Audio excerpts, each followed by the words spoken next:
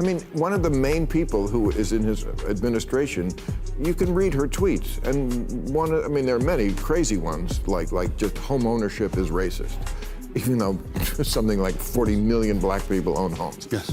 Okay, but also she'd vote more communists. I'm not paraphrasing. Yes. Vote more, and he stood by her. Yes. I mean, you don't have to read between the lines here. And the Democrats, my God, please find somebody who can lead. Gavin Newsom is out here in California. Out here in California, pulling off in his own way what I think he wants to.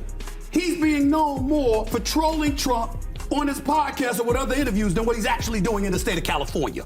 They think that's leadership because they don't have it. 1. Bill Maher didn't ease into this conversation. He went straight at what he sees as the Democratic Party's entire comeback strategy. And the contradictions he highlights are becoming harder to ignore by the day. Since their major defeat in the last election cycle, the Democratic National Committee has attempted reset after reset, new messaging, new positioning, new narratives, yet none of it appears to be landing. Not with voters, not with the media, and not even with their own base. In a recent episode of his long-running television show, Maher laid out exactly why the party's strategy seems to be unraveling. And what the Democrats are not doing with this is leading. The energy in their parties with the young people who learn everything about Israel on TikTok. They don't know shit. And their leaders are not standing up and saying, kids, you don't know what's going on here. Every war Israel has fought is a war of defense. Right. Every war, they were attacked first. Well, and they're not doing that. Maher's assessment is blunt. He argues that one of the DNC's most damaging failures is its reluctance to be fully transparent with younger voters. This isn't a minor messaging issue. In his view, the party isn't simply missing the mark, it may be shaping an incomplete and one-sided understanding of reality for an entire generation. The narratives are carefully framed, the omissions are consistent, the emotional appeals are strong, and together they control the conversation. Maher suggests that young people are often guided by selective versions of history and global affairs, versions that leave out the very context that could change how issues are understood. His point is straightforward. If party leaders delivered honest, balanced, fact-based explanations, younger voters would question movements before embracing them. They'd think critically instead of reacting emotionally. And for Maher, this isn't just poor outreach. It would have to be with traditional and conventional Democrats. Let's have just a speck of empathy for them in this regard. You got a younger generation of progressive Democrats that pretty much are making their influence felt. And then you've got the old guard that are at the mercy of them. They want to maintain power. And you want to sit up, you got to receive votes. Look at what happened in New York City. No disrespect, but do we really think that Zohran Mamdani was the most qualified candidate to be mayor of New York City? Come on now, we know better. I'm wishing him well. I'm not being disrespectful. He's smart, he's sharp, he's quick on his feet. I'm not disrespecting him in any way. But he had never done anything. You got a governor, a former governor, who was a 3-term governor, coasting to his fourth before the scandal hit. You boot him out of office. He's qualified to get your support. That concern leads directly into a controversial leadership decision. Maher points to the elevation of Zohran Mamdani, noting, as Stephen A. Smith also observed, that Mamdani was still early in his political career when he was placed at the top of a high-stakes mayoral race. Critics argue that this was a risky bet on someone who hadn't yet proven himself on a stage of that magnitude. Meanwhile, Andrew Cuomo remained in the background, a 3-term governor with extensive experience whose career had been derailed by scandal. But once Cuomo stepped down, public outrage faded, media attention moved on, and the controversy largely disappeared from the national conversation.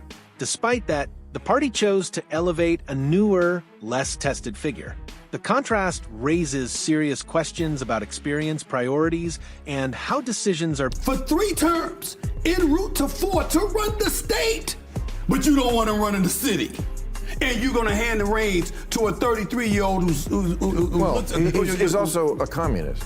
Okay. I mean, and I'm not saying that as a slur. All right. I'm saying that's his political view. It's a view you're allowed to have in this country, and people are allowed to vote for it. So you have people that don't mind that, and they want that in this country. And unfortunately, if you're a Chuck Schumer or some of the old guards, you're at the mercy of all of that, still trying to stay in office, knowing that you got voters out there that would support that ahead of you. Critics also argue that many younger supporters within the party are increasingly drawn to ideas resembling communism, not necessarily because of deliberate ideological commitment, but because of how those ideas are presented.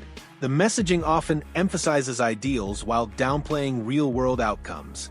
Figures like Chuck Schumer are frequently cited as leaders who should take a stronger role in explaining why the United States historically rejected communist systems in favor of capitalism. With proper historical context, economic data, and global comparisons, critics believe younger voters could develop a more balanced understanding. Without that guidance, many engage with complex ideologies without fully... I mean, one of the main people who is in his administration, you can read her tweets, and there are many crazy ones, like just home ownership is racist, even though something like 40 million black people own homes. Yes. Okay, but also she'd vote more communists. I'm not paraphrasing. Yes. Vote more, and he stood by her. Yes. I mean, you don't have to read between the lines here. Yes.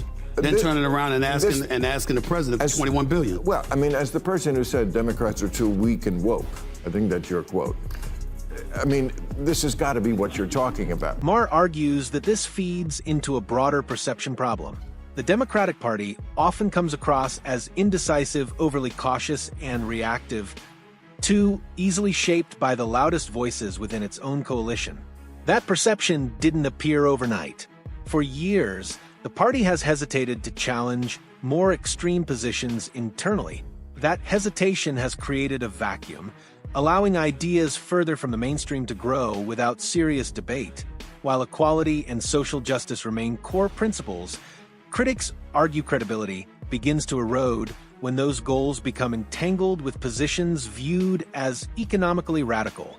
Most American voters still broadly support free market capitalism, and that consensus hasn't disappeared. Drifting too... I do think what you're getting at is, and I feel this when I travel, particularly in the middle of the country, like, it is hard to miss as an elected leader that people are so desperate for some kind of change. Like the young people in particular will either take it from you nicely, or they will eventually kick down the door. It's just a matter of figuring out which one is going to come first. And I think the old guard has not yet caught up to the fact that the game that they learned to play, it's a totally different game now. It is a totally different operation, and they haven't adapted and they haven't left. And so no matter where you go, I think Mamdani is a New York City thing. I don't think that would work in other places. Might work here. But many young voters are demanding change, and critics acknowledge that frustration is real, but they argue that embracing communism is not the solution. The real issue, they say, isn't the desire for reform. It's the lack of grounded context shaping that desire. More experienced voices within the party, critics believe, need to clearly explain America's economic foundations and foreign policy decisions. Without that foundation, younger audiences are left piecing together fragmented information. One major concern is the growing reliance on platforms like TikTok, where complex ideas are reduced to emotionally charged sound bites. That environment often produces I think it's a symptom of a bigger issue, which is the old guard of politics. It's done. It's over. It doesn't work anymore, and it's certainly, on my side of the aisle, not playing effective offense against Donald Trump. Yeah, there are things to be learned from Mamdani. You can take politics aside, policy aside. Very few Democrats, very few Republicans, I can't think of many, who have been able to insult, disparage, and go at Trump and still sometimes get results that are favorable for the people you represent with Trump's blessing. For sure. And part Because of he had him to the Oval Office. Well, but whatever, he had the headline that he gave him and the different things. You. I mean, it's not the that. guy is, it's all about personal with him. Yes. He's not, Donald Trump is not home at night reading the briefing books, I promise you. The panelists agree on another crucial point. Constant criticism of Donald Trump does not appear to be weakening him. If anything, it may be strengthening his appeal.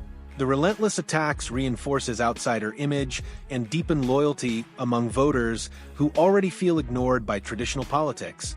Even more concerning for Democrats is where Trump has gained ground among black voters, Hispanic voters, and some women.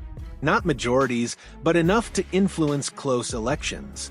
That trend suggests the strategy. However, the idea of the status quo having been successful, when you see how quickly the next generation has had a completely different life than the one before, it's hard for people to truly trust that the old guard knows what they're doing in the long run. I mean, a generation ago, they were still saying UFOs, for Christ's sakes. Well, It's now UAP, So the idea of all these things are happening. I mean, you look at it, and young people, maybe they don't have it wrong. No, it's still the maybe it's the others who do. Well, it could be both. I mean, it's the economy, stupid.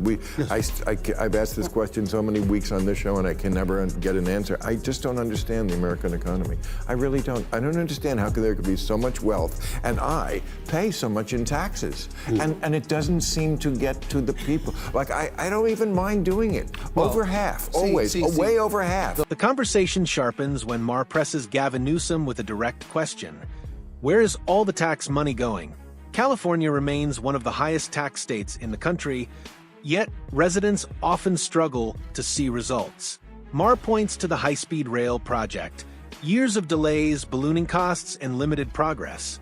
At the same time, homelessness continues to dominate. And the Democrats, my God, please find somebody who can lead. Gavin Newsom is out here in California. Out here in California. Pulling off in his own way what I think he wants to. He's being known more for trolling Trump on his podcast or with other interviews than what he's actually doing in the state of California. They think that's leadership because they don't have it. The problem that I'm having with this conversation right now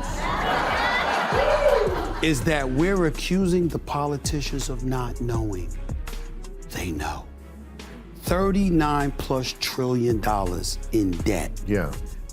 You can't pay TSA workers $1 billion over the last month, but you could spend $800 million to $2 billion a day.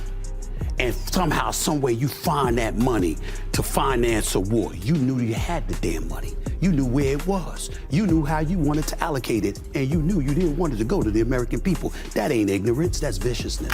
That's cruelty. That's not thinking about the American public.